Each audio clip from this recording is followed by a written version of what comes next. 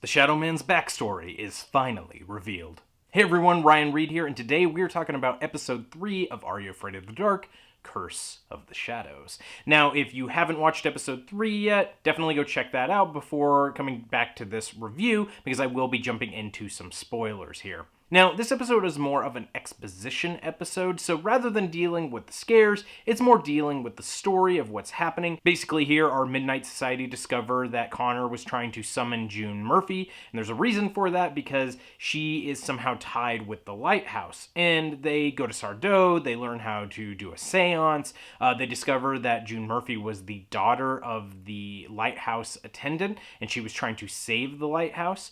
And through a weird situation where during the seance they get transported back in time to kind of see what's going on, almost as if they're ghosts during the time period. They've learned that June Murphy tried to save the lighthouse after the mayor and the city shut it down, which the lighthouse meant a lot to her, being that it was in her family for generations. Her father was the attendant. She was hoping to eventually become the attendant as well. So she tries to save it, doesn't work, and so one night she leaves her house, try and fetch the key that locks up the lighthouse that her dad had thrown. You see it kind of hanging off a cliffside. She goes to get it, slips, falls into the water, and dies. Her father, through intense grief, finds the Book of Shadows, uses it to try and bring her back to life, exchanging his life to become the Shadow Man. And that's pretty much what we learn in this episode. That's kind of the gist of it. Again, not a bad thing. It's actually a fairly well done backstory, and it does give the episode and the series as a whole a little bit more heart. The Shadow Man is still terrifying, but we kind of understand him a little bit more, and we know that that creature was created out of anger and sorrow and grief. And so it gives a little bit more depth to our villain, which I actually really enjoy. This episode has a lot of good writing, and it actually improves on some of the elements that I didn't like as much last week, and makes them a lot stronger here. The teacher actually has some pretty funny lines this week, which I enjoyed. The romance between between Luke and Hannah, whereas before it was kind of just felt shoehorned in. Now it's played a little bit funnier. It's played a little bit more true to being teenagers, where they're just super awkward, and there's a moment where Hannah's brother is like, "I saw you Googling kissing." She's like, "No, I was Googling missing because we're trying to find Connor." And Luke's like, "Yeah, I mean, it was just a typo." And so that scene actually really worked, and it made that kind of awkward teenage romance feel more natural and true to life versus the shoehorned in I'm looking at her because I love her, and it's that was dumb. This works a lot better. Once again, Sardo is back, and I need to look up the actor's name because I need to give him credit. He is fantastic again at channeling what the original Sardo was all about. Yet again, yeah, he is supposed to be Sardo's son, although it's not really blatantly said in the episode. But with that being said, even if he wasn't supposed to be, even if this was just supposed to be Sardo, he's so good in this. All of his jokes land. He understands what that character's about. He's funny. He can be a little menacing, and he can be a little mysterious at times. And so he works. I just want to see more Sardo in the show as well, which it seems like we're going to get more of him based on the kind of end of the episode trailer for episode 4 coming up. So again, kudos to that actor. He's just so good, and makes me feel like I'm watching the old Are You Afraid of the Dark again. There's also a really funny moment at the beginning of the episode where they're trying to summon the spirit of June Murphy, and they're using one of those old 90s date telephone games where you'd call up your mystery date, and that actually made me laugh quite a bit, just the absurdity of that. And again, the writers on this season are really good. I think they're also they're playing with the fact that they know this is going to be a very nostalgic episode, or a nostalgic series, and a very modern series as well.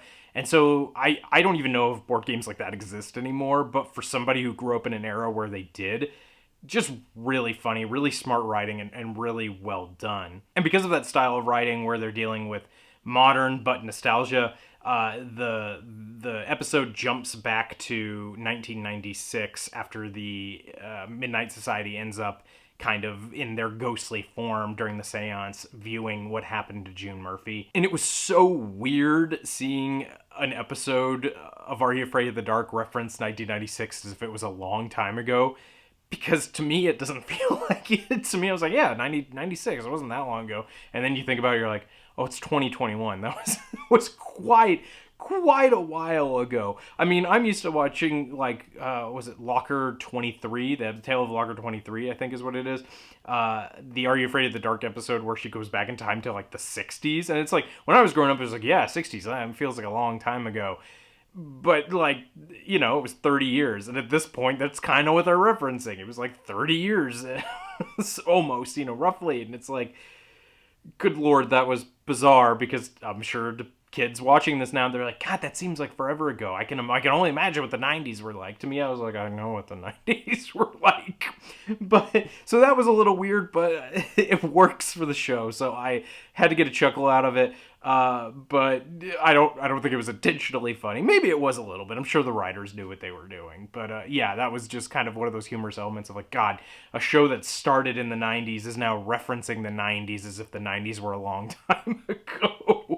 Just kind of bizarre to me. And while the Shadow Man isn't in this episode a whole lot, we do get some good moments with him. There's a great scare where a window flies open and he grabs one of our Midnight Society members, and you know, that almost felt like the window should have exploded, but I also understand that either A, they didn't have the budget for it, or B, they didn't want to endanger their, you know, kid actors by having like a fake window explode behind them.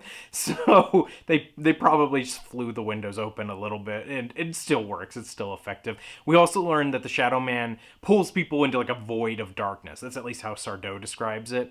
So we at least know now what the Shadow Man does when he, you know, kills people. Because I was wondering that. I've been wondering, like, well, what is he killing them, or is there something? And essentially they're just kind of like in a void of darkness forever. So that's also just as terrifying, but now we kind of know a little bit more about that. For all those old school Are You Afraid of the Dark fans out there, there is a Dark Dragon reference, which is great. It's a scene with Sardo trying to sell the Dark Dragon potion to somebody who we never really see their face. We just see the patron, like the back of their head. I don't know if that was intentional. I'm not sure if that was somebody from the original cast or if it was you know, DJ McHale or something like that. But I feel like if it was, we would have seen them to be like, oh, okay. And so it's just like, it was weirdly shot. It's just like the back of some guy's head and Sardo talking to him, but then we never see who this customer is and it doesn't come into play. So it was kind of a weird moment there, but a cool reference nonetheless to an older episode. By the end of this episode too, Connor is back, and obviously we as the audience know that there's something very weird going on with him. The last thing we see is the phantom light kind of flashing, showing that there is some sort of evil presence. So obviously Connor's either possessed by the Shadow Man or something like that is going on. Hopefully these next few episodes don't fall into the trope of what normally happens when a friend becomes possessed, you know. I think the show is smarter than that, this season at least, so I don't think it'll fall into a lot of the tropes we see in those type of movies and shows. But we'll have to find out next week, I suppose. That's pretty much all I have to say about this episode. Honestly, there wasn't a whole lot to talk about. There was a lot to kind of dissect and look at as far as story goes, but ultimately, it's a great middle episode. It's great to kind of keep the series going along, and it'll be nice to kind of see where it goes from here. But as far as like analyzing it, reviewing it, it's fine. It's an enjoyable episode.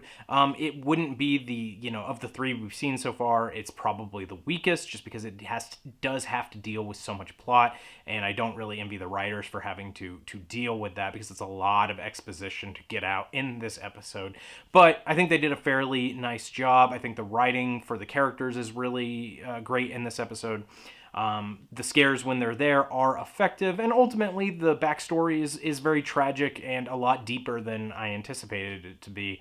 So overall, another solid episode, and I look forward to episode 4 next week. But in the meantime, if you want to get caught up with all things Are You Afraid of the Dark, you can check out my other 2 episodes for this season, plus the 3 episode reviews I did for the Carnival of Doom. You can also check out Fright Films, which is my horror movie analytical show. I've done a bunch of Nickelodeon things on that you can definitely check out. I've also got some creepy artwork videos where I draw weird versions of Nickelodeon characters, all kinds of stuff on the channel. If you want to see more content like this, please like this video, subscribe to the channel if you can, and I'll see you guys next time. Bye.